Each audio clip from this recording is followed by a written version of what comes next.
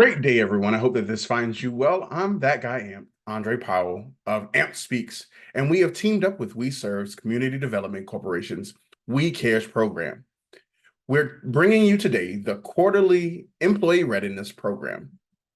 WeCARE sessions were formed to help communities successfully deal with the lasting effects of COVID-19 on families in Prince William County area. And so today we're going to take a second and dive into all three of our sessions for this quarter. First, we hit the Competent Communicators version 2, where you can discover your voice, the power of your voice. Join the journey of the confident communication with the Competent Communicator, elevating your speaking skills to conquer the stage and transformatively unlocking your voice. Let your voice be most compelling asset. All right. Second, we dealt in charting your success, the art of goal setting. Elevate your career, master the skill of goal setting for professional success. And of course, as always, think of it this way: goals, because they're that important. And lastly, we hit something that was a little different. We took it in the route of make them family, making genuine connections. Now, this is part of a larger keynote that I do, but we wanted to make sure that we added this in here because this is very different. We tend to hear more ideas from our family members. Like, let's be completely honest. When we spend time with family, we are more forgiving, we're more open to what they have to say. And so this session really convinces us or encourages us to step out of that normal comfort zone and dive into communication with people differently. And so that is ultimately what we're going to kind of jump into today. We're going to recap all three of these sessions. We're going to be as quick as we can be about it. We want to make sure that you all get the most out of this session. Our goal is to not keep you any longer than we have to. And the goal is set for 45 minutes. Once we do that, we've hit all the key points of these three sessions, and we hope that you would let us know where it's successful for you. If you have any questions, as always, feel free to reach out to me or my team, and we would be glad to assist you or answer any questions that you might have. All right, so let's get this started. Let me share my screen so that we can jump into this session. All right.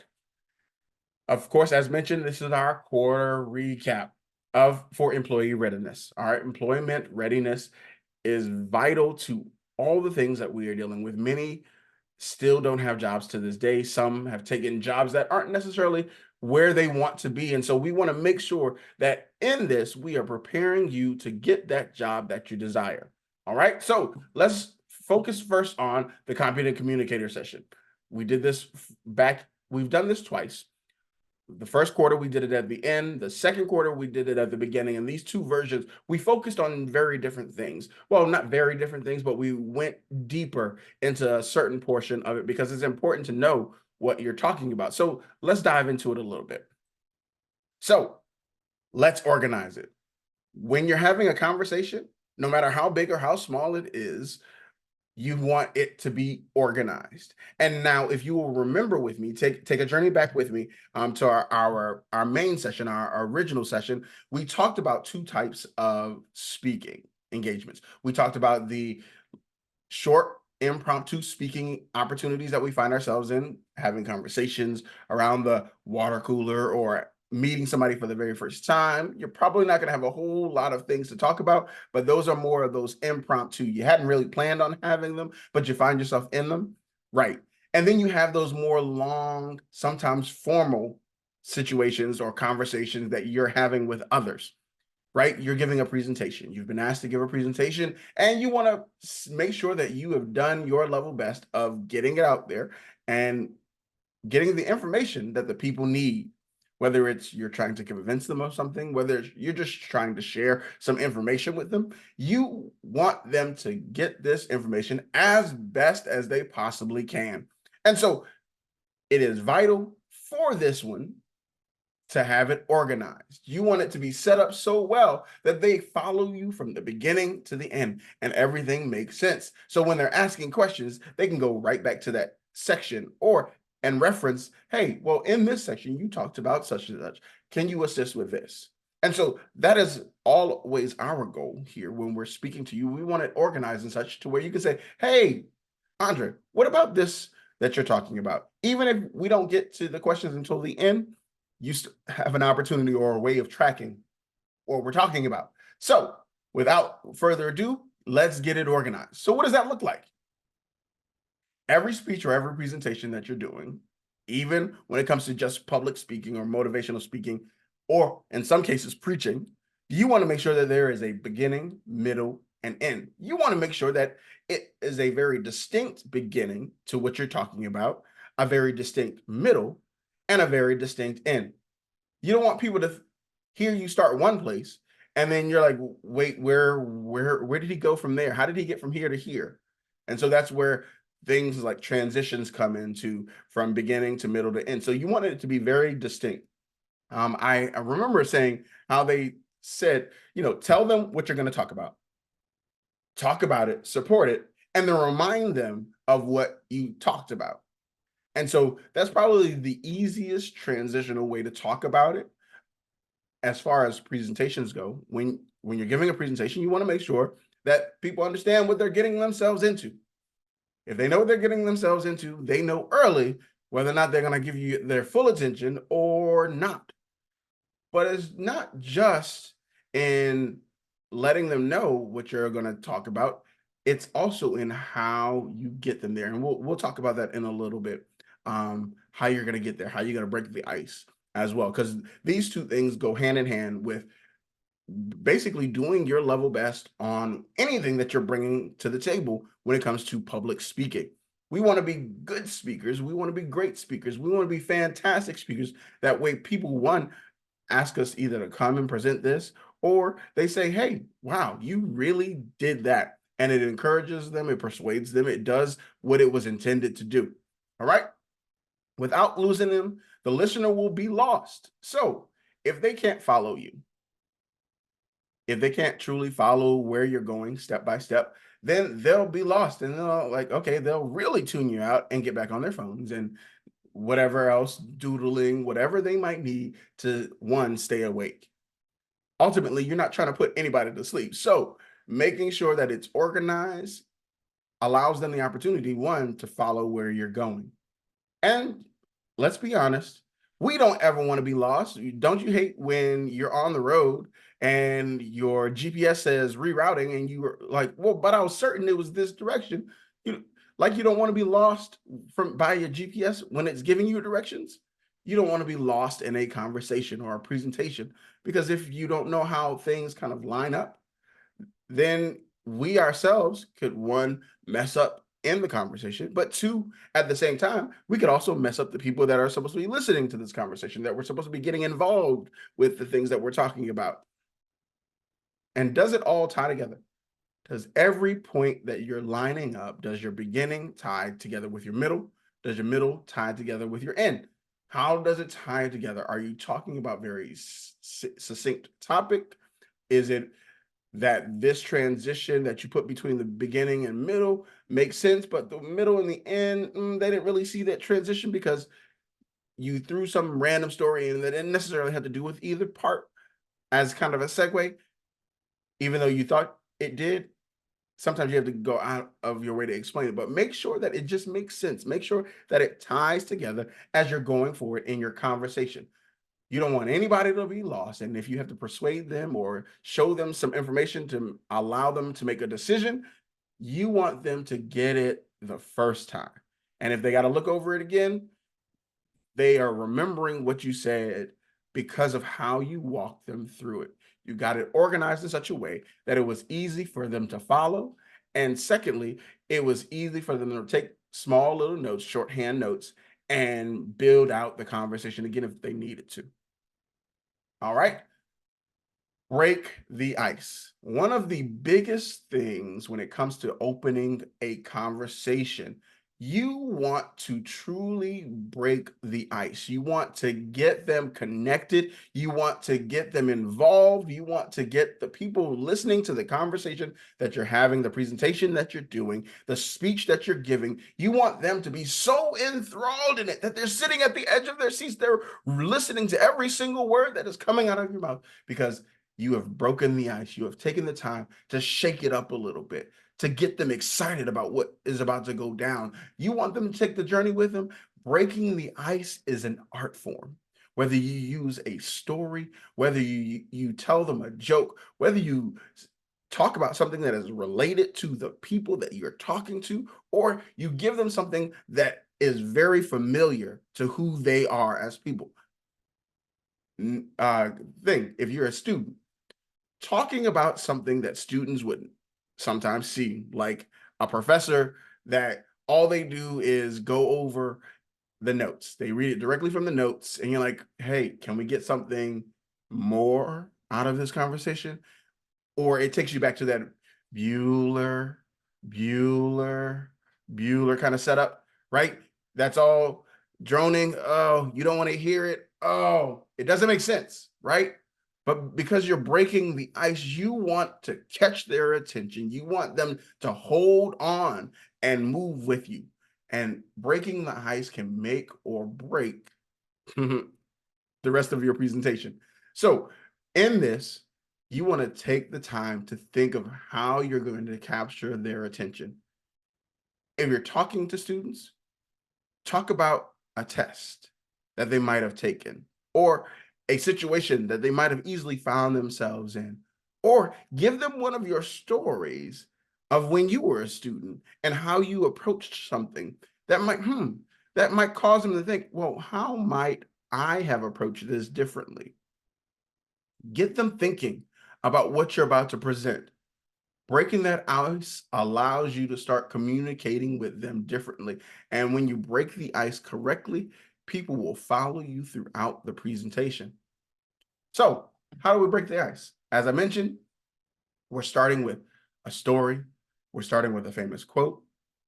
We're starting with paying attention to details so you know, excuse me, who's listening, who's not listening, right off the bat. You can kind of feel people out in the room, make some eye contact as you're breaking the ice, as you're talking through things, as you're going over your icebreaker, if you will, whether it be a question presented to the entire group.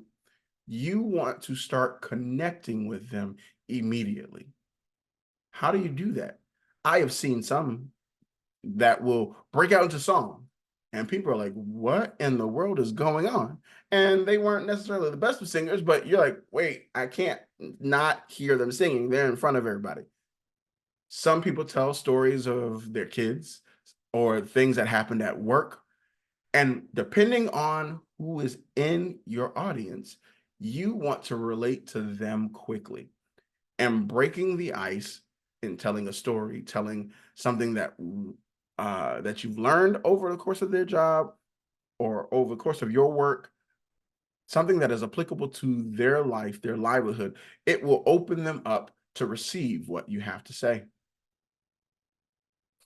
So after you break the ice, you have to know this. What are you even talking about?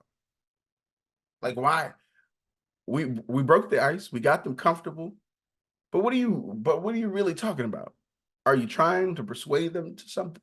Are you trying to relay some information that is important for what they're doing? Are you trying to convince them that they should choose one thing over another? What are you talking about? Now, when it comes to some of our impromptu conversations, ones that are usually short conversations, not often lasting more than 5 minutes or so, sometimes 30 seconds to 2 minutes, is a conversation that's been had and you've gotten a lot of information and you're moving. But other times when you're giving a presentation or you're giving a long formatted conversation with others, what are you talking about? What do you know about the information that you're trying to relay? Is it something that you are an expert in? So you might be a subject matter expert in. So you know this like the back of your hand. Oh, what's that? Oh, sorry. Some of us have to find ourselves in those situations, right? We are the subject matter expert. There isn't anybody in here that knows more on this topic than me right now. And so we might have the opportunity to talk about that.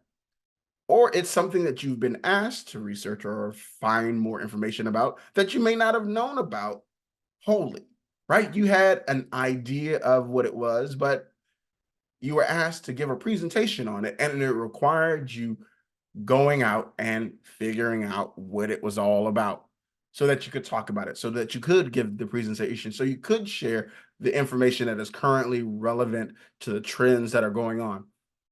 Sometimes that's how some presentations happen. You are an expert in one area that bleeds into another area, but they don't have somebody that's in that area. And they say, hey, can you do some research on this? And if you're willing to, it opens up the opportunity for one, you to learn more, but it gives you an opportunity to do some research and understand truly what you're trying to talk about. And as part of that, you got to make sure that you've done your homework. You've taken the time to understand what is the focus, what is the purpose behind this conversation that we're having, or this presentation that you're giving. What's the purpose? Like with this recap, we are ultimately giving you, in a nutshell, everything that we did this quarter. And so the goal of it is to, hey, quickly run through, give you high level opportunity to understand, take some notes, and apply it more quickly.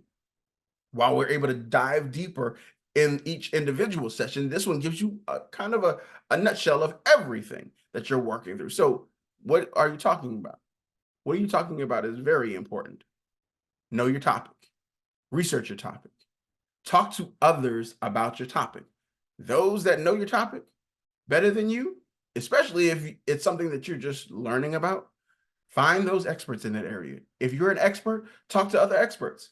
Get some opinions so that you can bring it to the table. You got to know your topic. Otherwise, people won't see you as an expert. People won't even stay around you because they're like, oh, well, he doesn't really know what he's talking about. All right. So know your topic. Take the time to be familiar with it. All right. Now we're going to jump into our second session, chart your success, the art of goal setting. Now, you might be saying, okay, what is it about goal setting that is so important to our employment readiness? Goal setting, especially when it comes to your job, is, hey, where are you currently and where are you trying to go? Right? That's the heart of goal setting is where are you now and where are you trying to go? See, so what is the goal? Where are you now and where are you trying to go? What is your goal? What is your focus? What is the vision saying for you, right? What does that mean? And I don't know why this did all this and went somewhere different, but it talks about us finding the desired results at the end, right? We are setting something up in our minds to achieve. That's what the goal is. Our goal is we have set a goal or a point of success based off of what is going on around us. So from a job standpoint, it's like, where am I? What is the time frame that I should be here? Why? How long should I be here before I advance to that next role? Or am I in the dream job that I have said that I want to be in? If not, how can I get there? What is that goal? What are the pieces that will allow me to get there? And so that's all part of what is the goal? Why are we doing what we're doing? All right. So we have two types of goals that we talked about in that session: personal goals and professional goals. Personal goals is a lot of growth for the person, right? It's focused around the person and getting better at being who you are. Very simple. Spiritual growth, personal growth, knowledge, and experiences. What are you doing to better yourself, to be that more well-rounded person? Now, professional goals are usually based off of your career, profession, whatever that is for you. And we want to make sure that you are doing those, right? And so you're setting those even in the jobs that you find yourself in, whether you're in it working now or not. Excuse me. We want to make sure that you have some professional goals. And sometimes professional goals, even when you don't have a job right now, but you're trying to get to one, you have to set up some professional goals for yourself. Maybe there is opportunities for you to learn something to move forward or be more competitive because you've taken the time to get a certificate or certification, or you've met up with some people and learned some skills that you might not have had before. And you want to set those types of goals as well. And so we'll dive a little bit more into the types of goals and the SMART method. We'll talk about that shortly. We talk about short-term goals and long-term goals. Anything beyond two is a long-term goal. We set up short-term goals for that 1 to 2 years, and these are goals that you can pretty much knock out within 2 years or less, depending on how big the goal is. And they might be broken up differently. Like you might have a long-term goal that is 3 to 5 years in length, but you're going to have some short-term goals within that length of time to help you accomplish that long-term goal. Make sense? All right. So let's dive a little bit deeper into that. But first, let's talk about vision.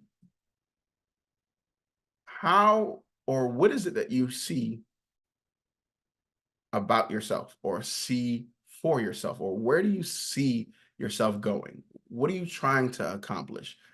What is that vision that you have for yourself, and what does it look like?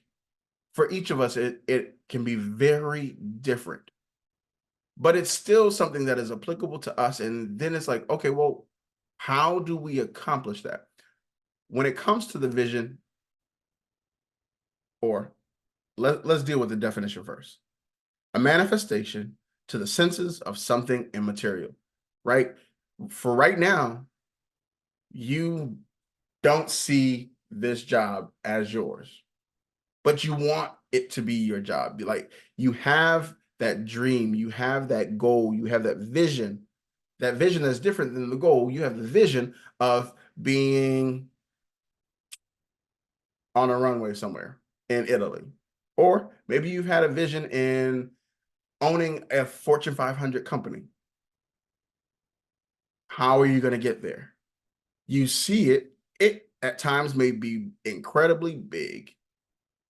And sometimes you don't have that clarity that you need. Like you might see it where it only benefits you and a few people, but that's not really, the vision hasn't gotten big enough, or there you don't really understand it. Like you see bits and pieces of it, but you're not necessarily sure. And sometimes that requires that you get clarity in that vision to move forward. For us, the vision of how we're going to move is important to us being professional in our goal setting.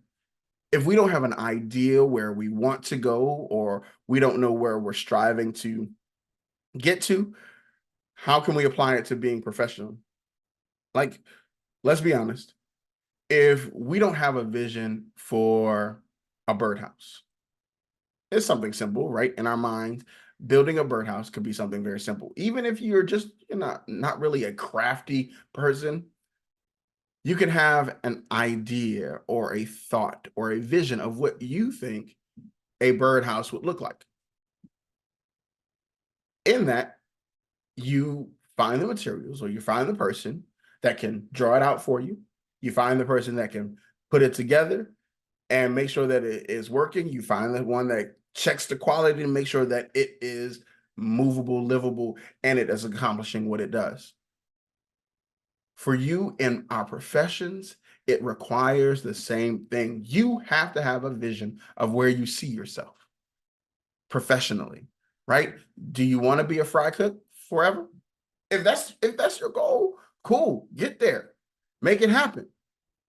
If you want to be a Fortune 500 owner or work for a Fortune 500 company, how do you get there? And that's where your goal setting comes into view for what you're trying to do as a profession. If you want to work for yourself and be self-employed the rest of your life, how do you get there? You've got to come to this goal setting time. You got to spend some time figuring out what goals you need. And so from that standpoint, what's important to you in a job? What's important to you in your career? You have to think about that. All right, so we're going to talk about being goal smart. And I notice you see the little periods in between. We're going to go through the SMART method of how to build out some of your goals. And we're going to talk about them a little bit, try and give you some examples, but really ultimately trying to encourage you to start early in building out your goals, especially from a professional standpoint, so that you know how it lines up with the industry that you're trying to be involved in. If you are a gamer or you want to build video games, see what's involved in building video games. And if you don't have necessarily the skills right off the bat, how can you get the skills? And sometimes that comes in this goal setting process. Well, I know that I want to be a video game maker. Okay, then I probably need to go to school for it. I might want to look at some application design, some applications that help design video games. Like there's a Unity platform that helps build a number of the games nowadays. Maybe that's an opportunity. What can you learn from that? And make sure that it works for you in your life and what you're trying to accomplish. So let's start off with S. S is specific. You've got to be clear and concise on what you're trying to accomplish, right? Why is it so important to you? Who is involved? Where will it take place? What resources are needed? Be very specific in the goal. Each and every goal should make sense to what you're trying to accomplish. That's why your vision is so important. If your vision isn't clear, take the time to clear it up. Take the time to write it down. And as you're working through it, it'll allow you to see those things, those key milestones that need to be hit in order to get to where you're going. And so be very specific. Be very specific in what you're trying to do and you're trying to accomplish so that you know all of these, you can wind up all of these questions and say, we got this. We know exactly how we're going to do this. All right. M is measurable.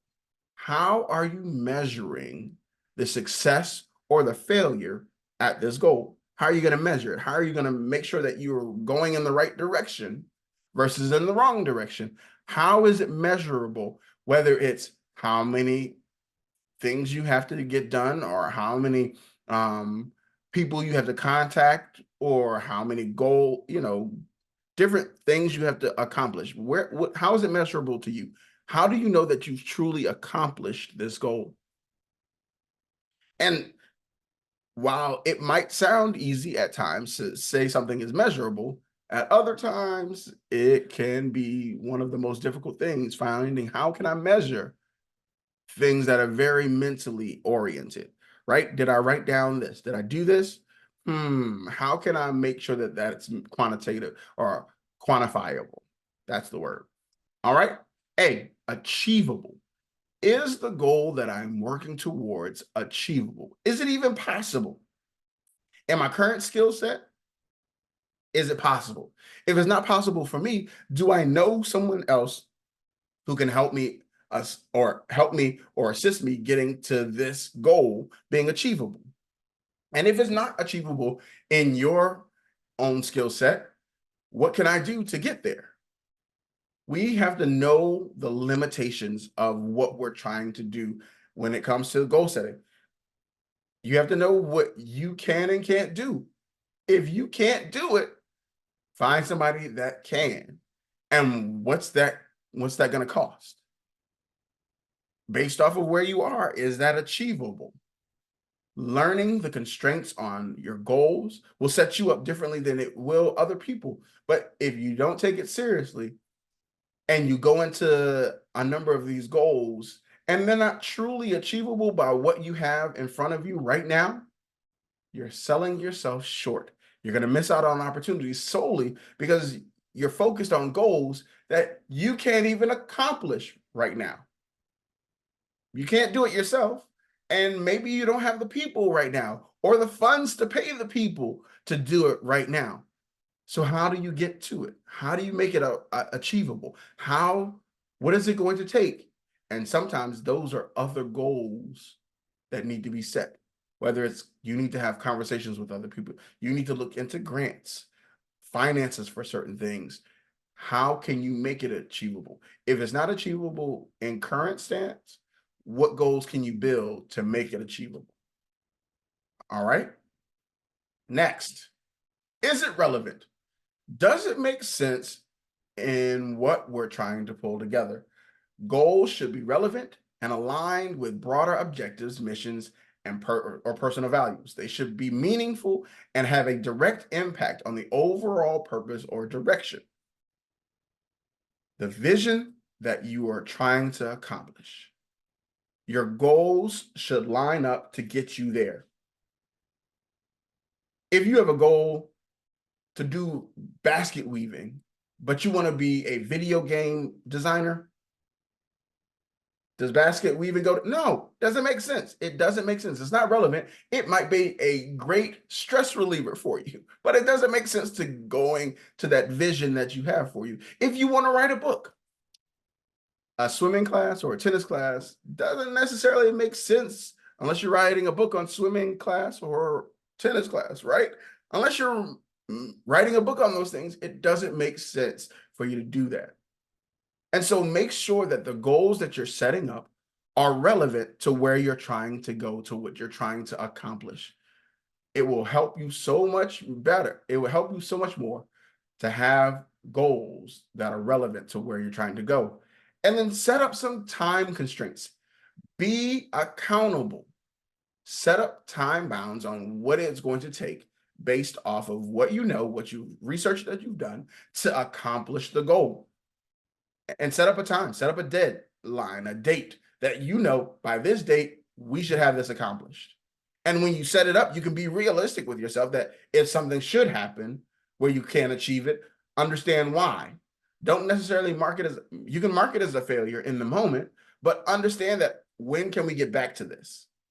And, you know, reset this expectation of accomplishing this goal. If it is a time issue, figure out why it became an issue. Write those things down, see, so that you can make sure that they don't happen next time. Know what are the priorities. Know the things that need to get done today versus the things that can be done 2, 3 weeks, a month, a year from now. Those things that are priorities, those things that need to be done before you can get other things done, get those done now. So that you know what your time limit is. You know what's holding you back with regards to your time. So you want to do that well. How are you tracking this? As you're putting these goals together, as you're finding your times, as you're making sure that they're specific, making sure that they're relevant, making sure that they're all these things, how are you tracking these goals? And for each of us, is different ways, right? For some of us, in what we're doing, a CRM is great for us. A to-do list for others, a calendar for others, and so many different opportunities and tools out there to help you really track the goals that you set.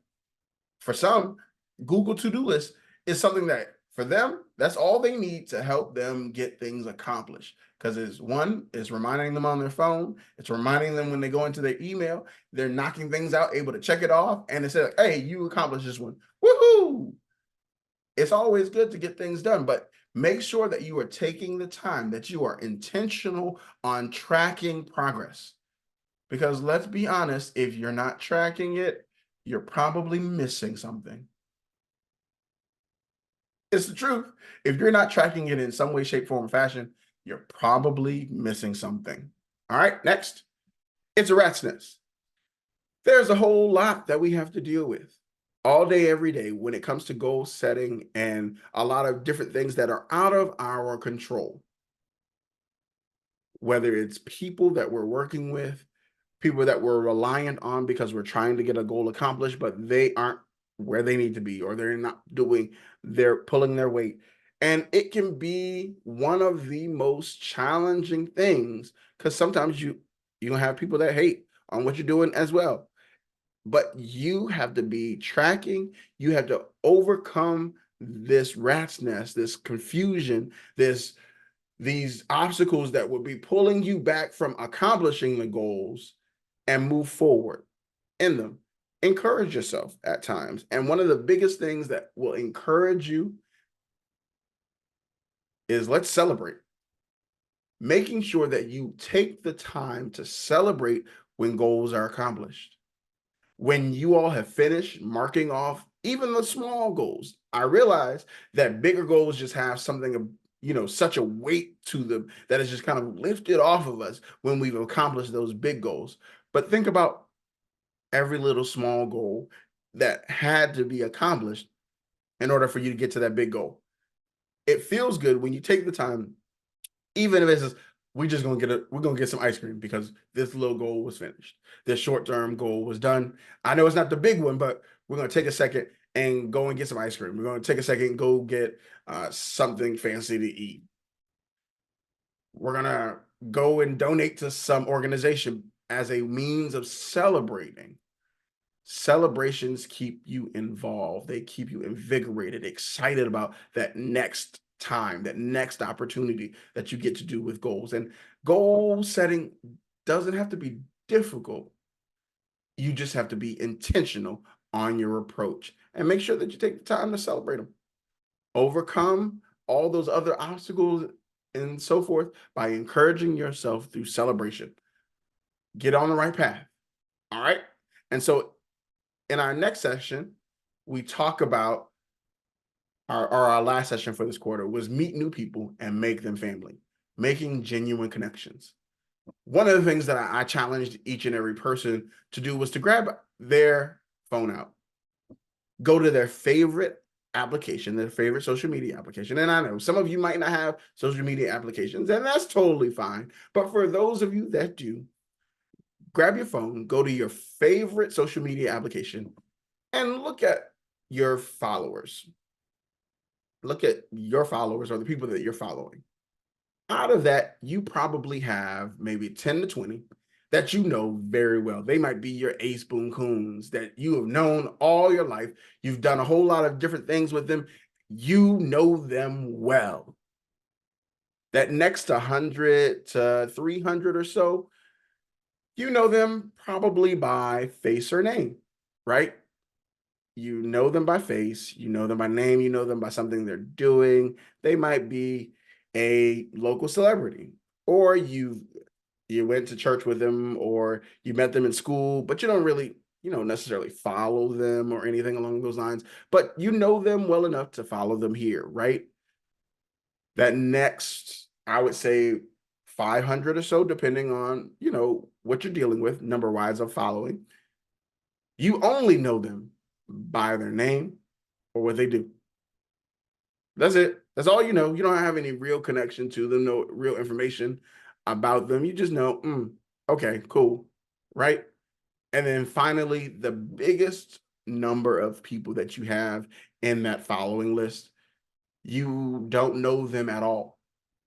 There's no connection to you outside of somebody may have recommended them. You saw a cool video, you click subscribe or follow just so that you can see any other cool videos that they might, but no personal connection whatsoever. One of the things that we find out is that social media was meant to be like bringing yourself to a party. Everybody wants to show up as their best selves on social media. But sometimes we forget that to show our best authentic selves in person. And so I'm not here to beat up on social media. That wasn't my goal, my intent. But we've gotten out of the making true, genuine connections because we are able to so easily hide behind our social media platform. And those aren't always ourselves, as you all have come accustomed to me saying all the time, is being your authentic self. And that's part of what we have to do in everything. All that we've talked about before, up to this point, we have to be our authentic selves. And so let's talk about your family. Let's talk about family. When we're dealing with family, we are more forgiving to family. We are more inclined to hear what family has to say, even if we aren't always that nice to family. Family still gets a pass in so many areas of our lives and what we're doing and trying to accomplish. Family holds a special place in all of our hearts, right?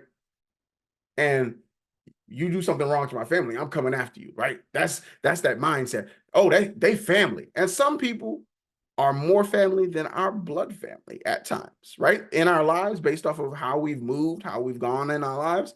Some people are more family than the people that we were born and raised with. But as we talk about family, we are focusing more on how we entreat family. We are more inclined to let family say what they need to say to get it off their chest and move on. We are more inclined to try new things with family at times, right? If we've deemed someone family, we are more inclined to go over to their house. It's just all those, there are a lot of different things that we are able to do with family that, or people that we classify as family than anybody else. But what if we looked at others or with the intent on making them family? What if we challenged ourselves to look at every opportunity to connect with people as an opportunity to bring on a new family member? And you're like, what? Why would we want to bring people, random people, into our family? So that they could reap the benefits that we give to family. It would change the way we approach people when we're working. It would change the way we approach people when we're trying to get jobs, when we're trying to make new connections. It would change how we approach people in general. The Bible tells us to love our neighbor as ourselves. And if we truly gravitated to that and how we treat family, that heart that we give to family because they're family, if we truly apply that to this, we would probably treat people better as well, right? I can't say it any other way. You cannot act authentic. And you're probably saying, oh, I can definitely act authentic. Yeah, but if you're acting, is it really authentic?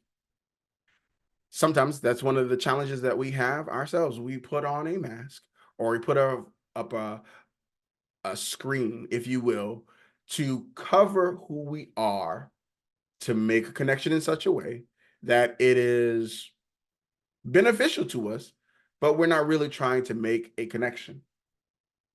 Like one of my challenges as a speaker is I have to be authentic in my approach with talking to lots of random colleges and universities so that they might have me come and speak for them. But you're like, oh, well, it's part of your job to speak to them. So how are you being authentic? Well, in my approach, I am one that often goes and does research on the person. I want to connect with them in such a way that it's applicable to me. Like, oh, hey, you and I went to the same school during the same time. How can we connect? It's not for, yes, it's for a job. It's for an opportunity to speak at a university. But if you think about making them family, the approach, that the time that you spend getting to know them virtually to the time that you're trying to have those opening conversations, you apply it to who you are and how would you want somebody in that vernacular or in that area to approach them? How would you want them to approach you?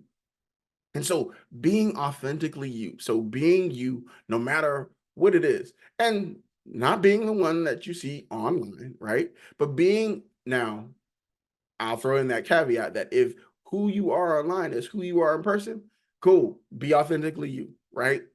But if you're not, if you've buttered up the one online and that's not you in person, check it.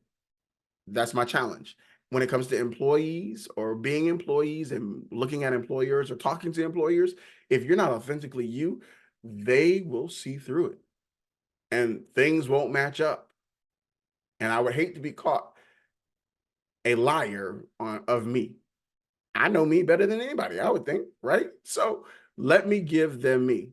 And the same would be for you. If you build it, they will come. Everything that we do is relationship oriented. You might not think so, but on the job requires relationships, at home requires relationships, in church requires relationships, in groups requires relationships, at school requires relationships. All these things that we do, we find ourselves doing, wanting to do, accomplish, requires relationships. If there is a skill that one of your friends has that you don't have, they're your friend, so you're more inclined to ask them, hey, can you use the skill to help me out do something? But what if it's somebody random that you don't know anything about outside of, hey, I know that they have that skill. How can I connect with them? It's all about relationships. It's all about relationship building. Relationships, as I said, make the world go round.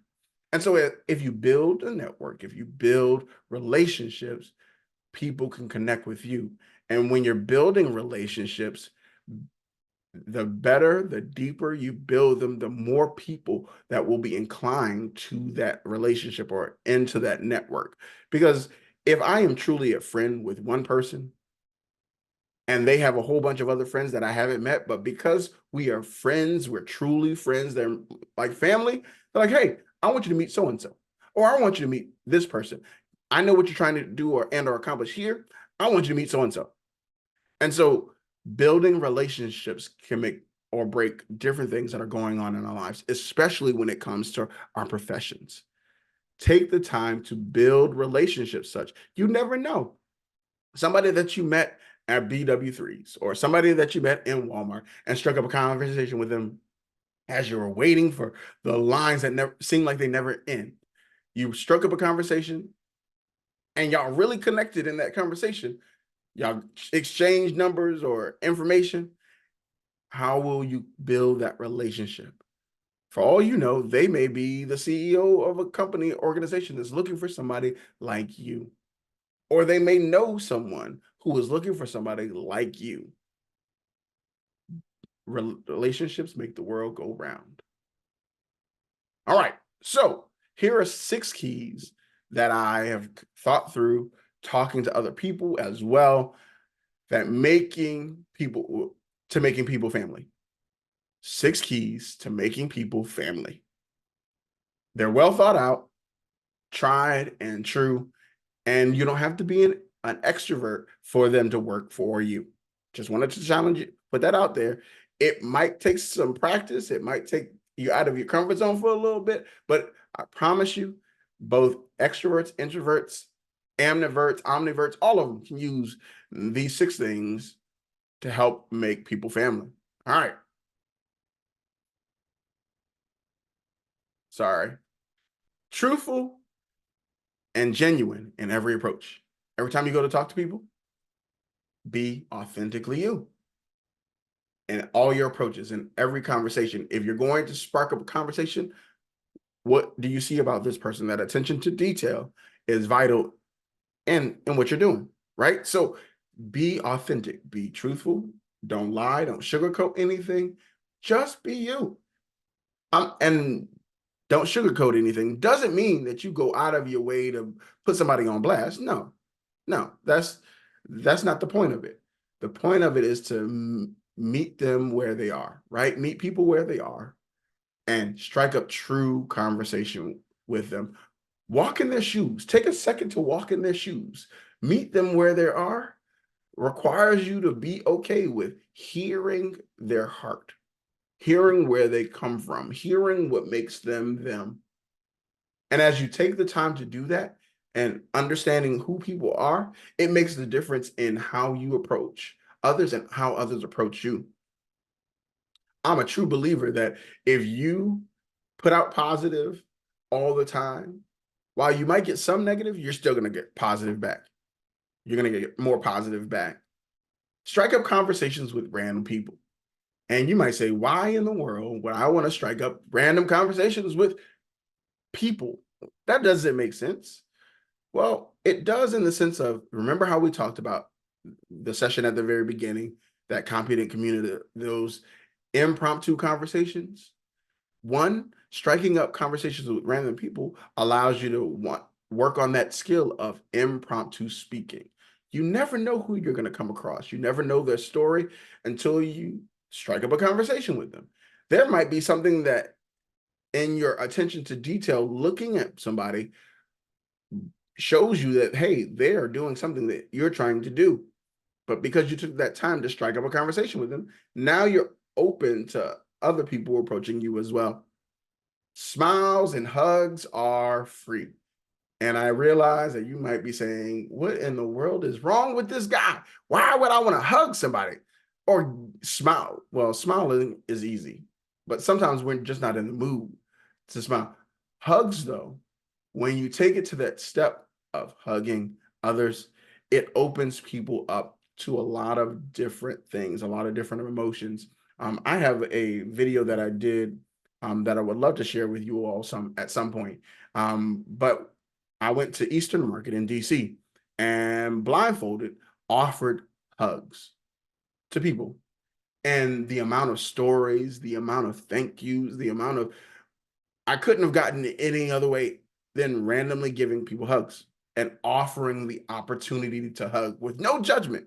People were able to talk. And so hugs bring walls down and they're free. It costs you nothing. And if people are willing to do it, go for it. Let's break bread. One of the times that we as family spend a lot of time just kind of having conversation and being open and transparent with each other is when we're sitting down to eat. When you sit down to eat with somebody, it allows them to kind of kick their shoes off, relax a little bit, let their hair down if they got a bunch of hair, right? Just be themselves in that natural, and you're not judging them, you're eating, you're sharing a meal with them. And sometimes that can make all the difference in the world. Outside of hugs, sitting down to have a conversation with somebody over dinner or lunch, or you've brought something over to their home to share with them, or you've invited people over to your home to allow them to just be themselves without the pressures of everything else. That can make a difference. And for you, joining groups, forming groups. There is a app or a website that has taken this by storm called Meetup. And in the meetups, there are groups for everything. And if there isn't a group for it, you have the opportunity to form one. Find people that are like-minded like you and form a group. Get together, connect. It gets you closer to making people family. If you all take these 6 keys, I promise you that you will look at connecting with people differently. And in some cases, you won't be hungry either.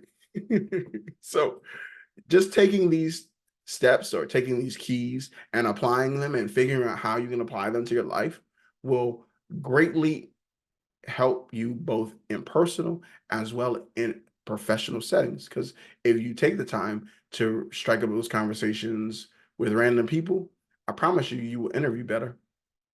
Promise you, hands down, you will interview better because you can have conversations with random people. You meet people where they are, you hear what people are saying, you will have great success in talking to coworkers and understanding coworkers and skill sets. And if you don't have skill sets, they'll be more readily available to sharing what they have with you. Breaking bread. Who doesn't like food? Who doesn't like food? I'm just saying, who doesn't like food?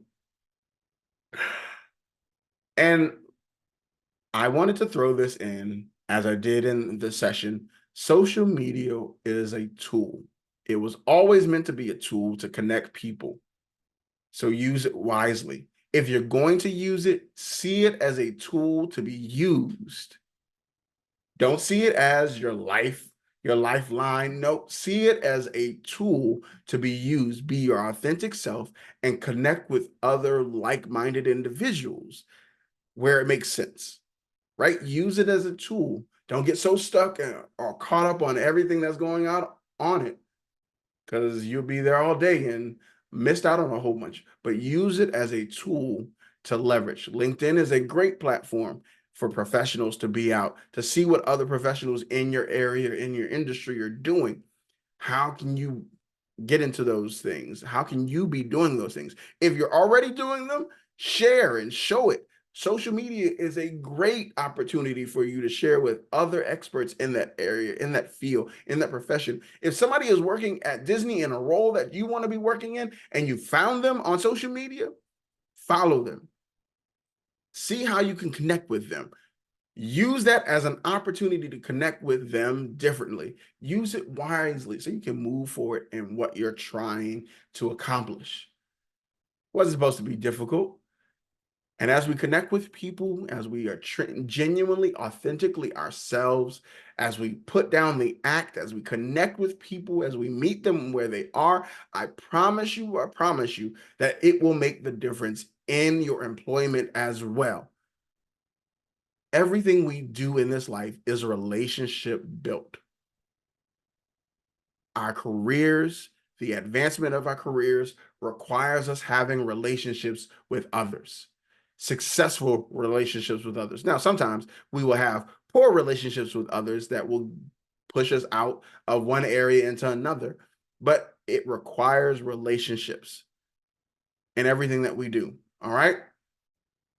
It takes a village. We were never meant to be islands to ourselves. Never. Even though we are full-grown adults, it still takes a village to accomplish some of the things that we desire to do in our lives. That vision that we've had for so many years, it requires a village. As always, I thank you all for tuning in.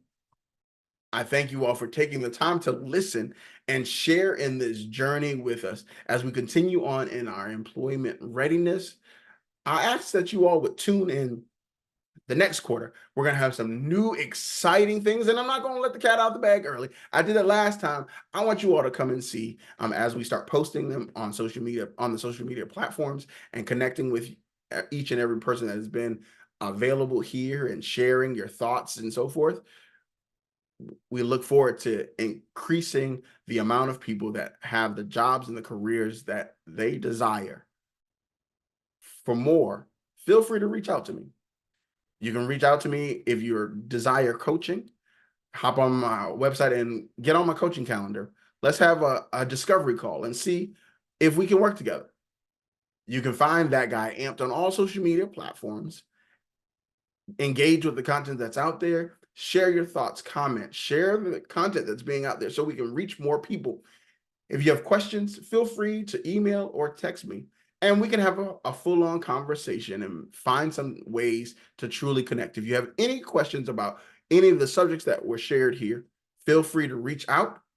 I am so glad that you all decided to tune in one more time. I don't take it lightly that you all have given up your Saturday to spend time with me again. And you all know that I love doing this, and I am never too far away. So if you're watching this in the replay, leave a comment. Let me know that you're watching it in the replay and share it with us. Share your thoughts, your comments, if you have any questions in there, and we'll make sure that we get them answered for you. We truly appreciate the opportunity. As always, WeCARES. We appreciate the partnership with you all and just being able to get out to the community and all the endeavors that you all are doing to help this community as we fight the things that COVID-19 has left behind. As always, I am That Guy Amped, also Andre Powell from Amp Speaks. I truly thank you all for taking this time with me. Know that I love you. God loves you even more. And until next time, be inspired, be edified, be encouraged. Put God first in all that you do. Love unconditionally. Do what you love and always live an amp life. Let's get amped. Woo! And we'll catch you next time.